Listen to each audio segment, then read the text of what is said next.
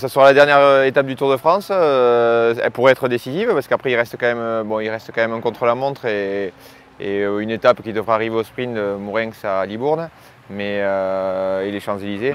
Donc ça peut être une étape qui pourra être décisive.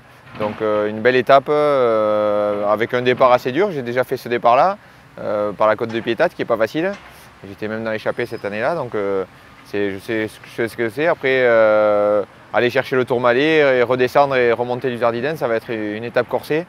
L'échappée peut aller loin, mais je pense que ça va être compliqué parce que les leaders vont vouloir se jouer le général, surtout que l'Uzardiden c'est quand même une montée assez connue. Donc voilà, pour un leader, c'est gagner en haut de l'Uzardiden, c'est toujours agréable. Mais un beau départ de Pau et une belle étape. On n'a pas été souvent dans ce sens-là, mais là ça va être une étape courte, nerveuse.